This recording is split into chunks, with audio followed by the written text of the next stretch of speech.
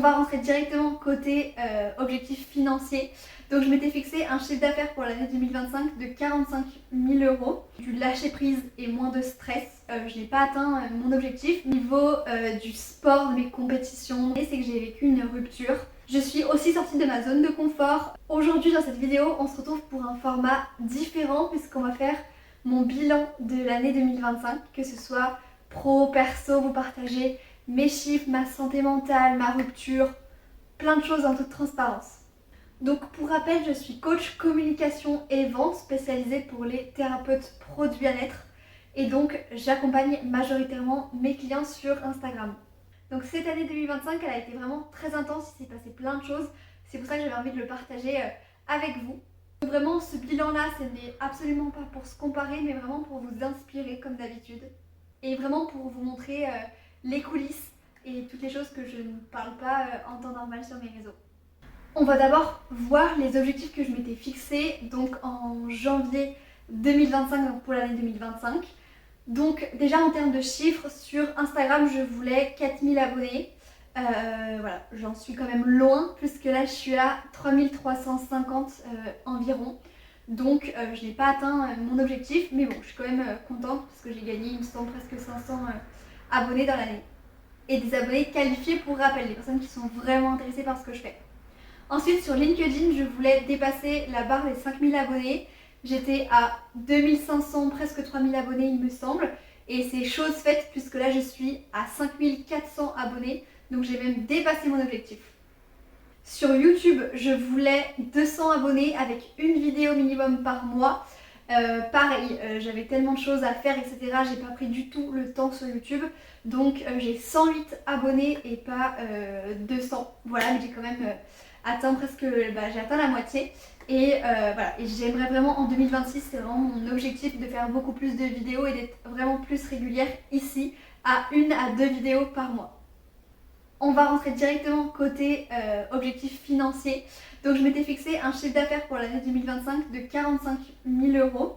Encore une fois, c'est un chiffre d'affaires et parce que j'ai dans ma poche. Voilà, sans compter à l'intérieur des 45 000 l'URSSAF, les impôts, etc. Donc je n'ai pas atteint mon objectif, mais ça m'a permis de me motiver et je l'ai presque atteint puisque je suis à un peu plus de 40 000. Donc je suis déjà quand même très contente. Et j'ai dépassé la TVA et c'était vraiment l'objectif que je voulais, c'est d'atteindre la TVA puisque ça veut dire que mon entreprise grandit, même si voilà, c'est quelque chose, c'est encore de l'impôt en plus, on adore et c'est encore autre chose niveau administratif, comptabilité, etc. Ça va vraiment, là c'est en train de me stresser pour l'année 2026, mais bon, je suis quand même contente de l'avoir atteint, c'était mon objectif. Au niveau du perso, j'avais mis d'être sereine et bien dans mon appartement parce que du coup en janvier, donc là ça va faire 1 an, j'allais dans mon appartement, donc avec mon copain on avait pris un appartement, c'est la première fois que je quittais le cocon familial et j'allais habiter seule entre guillemets. Donc voilà, déménagement en janvier, nouvelle vie, nouvelle aventure, donc voilà, vraiment avoir son appartement ça change quand même. Du coup, chose faite, je suis toujours dans cet appartement-là, je suis très bien, très contente. J'avais mis aussi du lâcher prise et moins de stress, parce que voilà, on le sait, je suis une stressée de la vie. Ça pour moi, je ne l'ai pas atteint, je suis toujours autant stressée, même si maintenant j'ai trouvé des techniques et je fais plus de douleurs chroniques suite à ça, donc c'est déjà quand même très bien. Par contre, le lâcher prise, pareil, on n'y est pas du tout, j'ai toujours, je me fais des films, j'ai beaucoup de mal à dormir par rapport à ça, mais voilà, j'y travaille. Et sinon au niveau du sport, de mes compétitions, donc je suis très contente puisque du coup sur les 3 compétitions que j'avais donc en mai-juin, on a fait 2 podiums et pour moi c'était une expérience de fou, l'énergie, etc. Donc je suis très très contente qu'on soit allé au championnat de France, en Suisse et que surtout on a été qualifié pour les championnats du monde en 2026. Pour moi c'est vraiment un truc de fou, sachant que c'était ma première année. Donc voilà un petit peu pour la mise en contexte et pour les chiffres. Et donc maintenant on va plus parler les leçons et ce que j'en ai retiré de cette année 2025. Donc en tout j'ai accompagné une 50aine de clients. J'ai eu 19 personnes dans mon coaching de groupe Terracom. J'ai fait 4 promos. Donc entre donc 2 promos de 6 personnes, une de 5 et une de 2. Celle-là c'était celle de juillet et août. voilà, où il y avait moins de personnes. Mais du coup, je pense faire que 3 promos et pas 4 pour l'année 2026. On en reparlera un petit peu après. Mais en tout cas, voilà, 19 clients dans ce coaching-là, donc très contente. Voilà, c'est mon offre phare et mon coaching de groupe où je vous accompagne sur la partie vente, comment remplir son agenda. Donc voilà, très contente de mes clients qui m'ont fait confiance, des résultats qu'ils ont eus. Ensuite, donc, ma stratégie principale, ça a été aussi mes masterclass. Donc j'en ai fait 4. Une tous les 3 mois, c'est énormément de travail, de préparation. On ne se rend pas compte l'envers du décor de préparer une masterclass. Mais entre créer la page de capture, faire les mails automatiques, avoir des inscrits, faire la communication dessus, préparer la masterclass, tout ce qu'il y a après la masterclass, le replay, les appels découvertes, etc. Voilà, et du coup pour ces masterclass j'ai eu entre 130 et 200 inscrits à chaque fois, donc je suis quand même très contente. Et pourquoi je continue cette stratégie là? Tout simplement parce que dans ces masterclass c'est là où on voit ma personnalité, ma douceur, que à chaque fois mes clients me disent que ça n'a rien à voir que juste Instagram, et ça rassure aussi de me voir, et moi je vends aussi à travers ma voix, donc je continue cette stratégie là, mais c'est vrai que c'est beaucoup de travail. J'ai aussi du coup créé ma formation en ligne cet été, donc elle est sortie milieu septembre. Donc là ils sont 12 dans la formation, donc je suis très contente aussi, vu qu'elle vient d'être créée, ça fait juste 4 mois. Par contre, pour cette formation-là, ça a été très compliqué, entre guillemets, la création. J'aurais jamais pensé que ça me prenne autant de temps, mais on se rend pas compte de créer une formation en ligne de zéro, et en plus je suis toute seule. Comment ça se passe. Et en fait, du coup, j'ai vraiment tout fait dans l'urgence et la pression, tout ce qu'il ne faut pas faire. Et je m'étais pas mis de deadline. Enfin, je savais que je voulais la sortir en septembre, sauf que du coup, j'avais un lancement de Terracom, mon coaching, en juillet. Donc, je me suis focalisée là-dessus, les masterclass, remplir ma promo de juillet. Et donc, au final, arrivé en août, j'avais pas vraiment encore commencé ma formation. Elle devait sortir dans 1 mois et demi. Donc, du coup, je n'ai pas pris de vacances cet été. Et en soi depuis très longtemps, donc j'ai hâte des vacances de Noël. Voilà, mais du coup ça c'était une grosse erreur parce que pendant 1 mois et demi j'ai dû travailler sous pression. En plus c'était un mois compliqué, on va y revenir aussi après.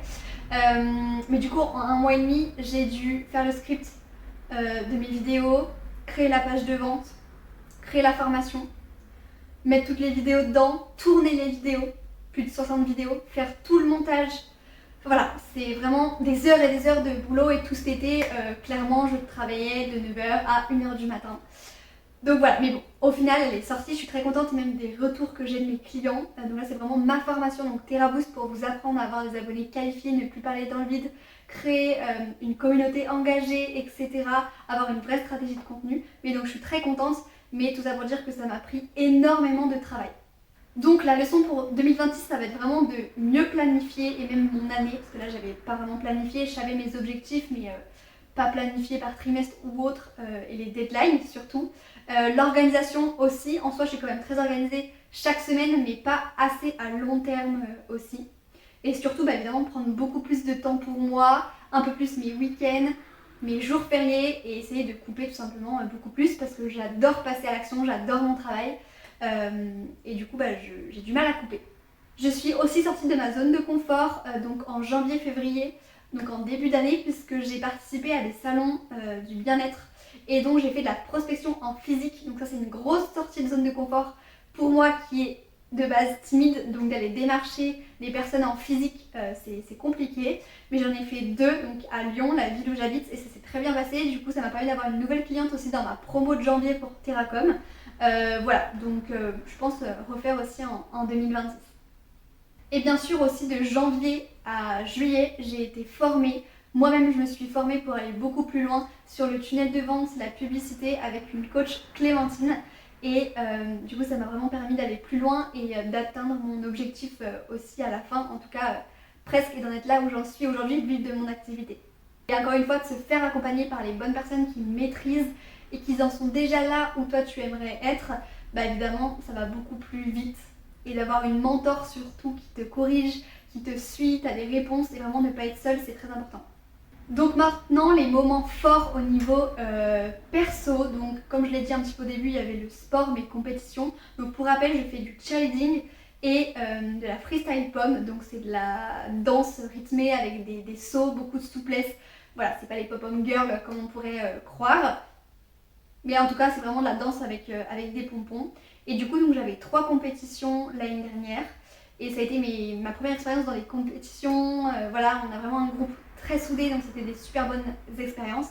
Par contre, c'est vrai qu'en 2025, à part mon boulot qui me prend déjà énormément d'heures par semaine, le sport me prend aussi énormément d'heures. Donc l'année dernière, j'avais 6 heures par semaine. Là, j'en suis à 5 heures. En tout cas, je fais plus maintenant depuis septembre du cheerleading. Je me concentre à fond sur la danse, mais c'est quand même énormément de temps. Et donc ce qui va arriver en 2026, c'est comme je disais, on a été qualifié pour les championnats du monde donc à Orlando en Floride. Donc je pars en avril pendant 10 jours. Donc pareil, je pense que ça va être une expérience incroyable. En plus je suis jamais allée aux États-Unis et c'est mon rêve d'y aller, donc je suis vraiment trop contente. Mais voilà, c'est une autre pression, c'est les championnats du monde. Je me rends même pas compte en fait que je vais participer aux championnats du monde.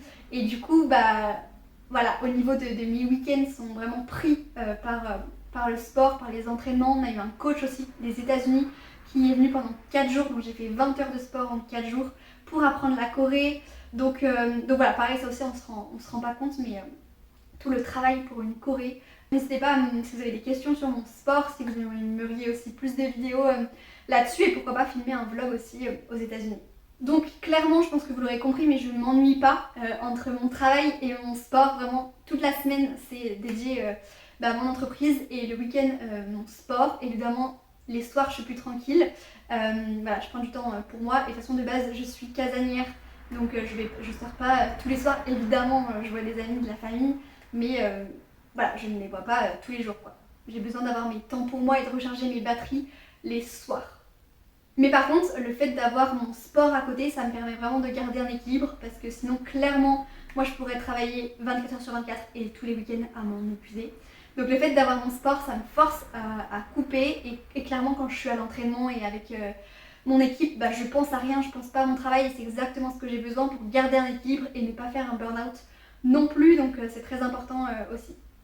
Du coup aussi, au niveau perso, ce qui s'est passé cette année, c'est que j'ai vécu une rupture en juillet, du coup, donc évidemment c'est jamais simple, hein, les ruptures, sachant qu'on venait d'aménager ensemble, du coup il y a 6 mois à peu près, on venait de prendre un chat, Tao, et du coup voilà, donc j'ai vraiment vécu un été très compliqué, voilà, juillet, août, septembre, enfin ça a été vraiment 3 mois, voilà, vraiment pas facile, hein, je vais pas vous apprendre une rupture, du coup donc je me suis mis à fond dans le travail. Donc comme je l'ai dit en août sur ma formation, ça m'a permis de ne pas y penser, de ne pas être en dépression, etc. Et puis dès septembre, j'ai repris mon sport, donc ça m'a aidé aussi à me relever plus vite de ce que je pensais.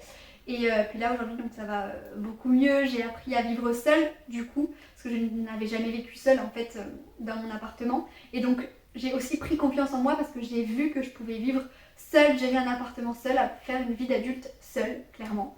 Voilà, et même au niveau financier, même avec mon entreprise, de pouvoir voir que j'étais quand même capable de gérer aussi les finances. Donc je suis très contente pour ça et reconnaissante et fière de moi, voilà, même si je me le dis jamais.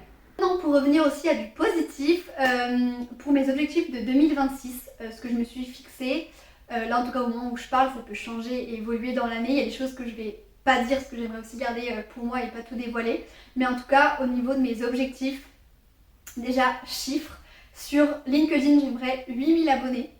Voilà, donc je pense que c'est faisable. Sur Instagram, vraiment avoir les 4000, 4500 abonnés. Encore une fois, là je me mets des objectifs abonnés, c'est pour me pousser et me motiver.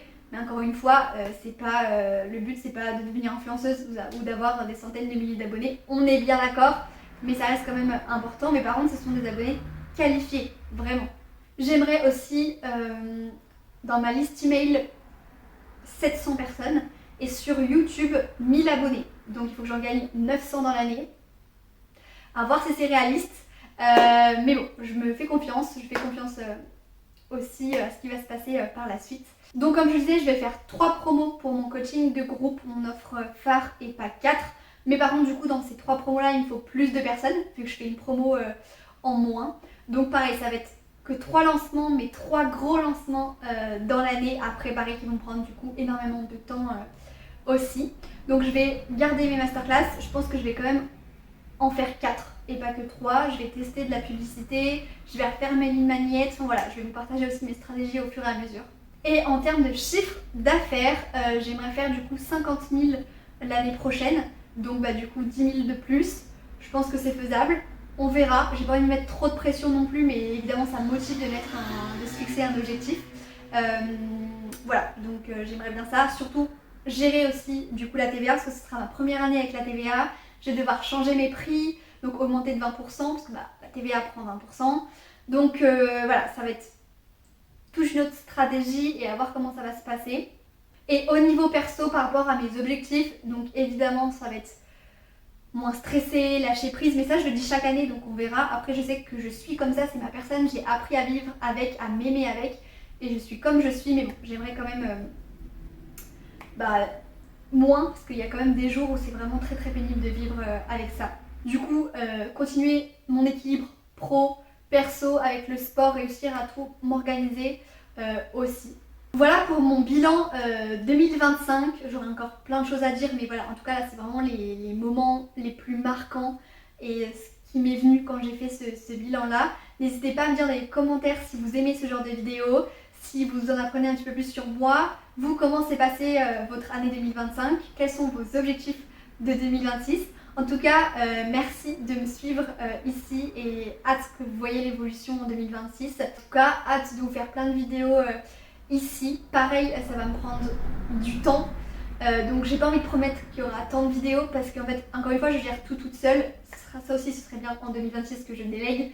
Mais en tout cas, au niveau de ma création de contenu, je fais déjà 3 posts par semaine sur Instagram, 2-3 sur LinkedIn, un mail par semaine. Là, du coup, j'aimerais 1 à 2 vidéos par mois. Les masterclass tous les 3 mois, mes promos, mes lancements, toute ma com, la compta, l'administratif, enfin voilà, la vie d'entrepreneur quoi. Mais du coup, voilà, je peux pas promettre parce que YouTube c'est quand même beaucoup plus de travail qu'un post, il y a tout le montage derrière qui prend du temps. Mais en tout cas, je vais faire au mieux parce que j'ai vraiment envie d'être plus présente ici et je sais que ça n'a rien à voir de me voir en train de parler plutôt qu'un carrousel sur Instagram. Et j'ai vraiment envie en 2026 de créer plus de proximité avec vous. Donc en tout cas, abonne-toi à ma chaîne si tu veux voir d'autres vidéos, plein de conseils, des vlogs aussi en 2026. Et je vous dis à l'année prochaine, en 2026, pour une prochaine vidéo.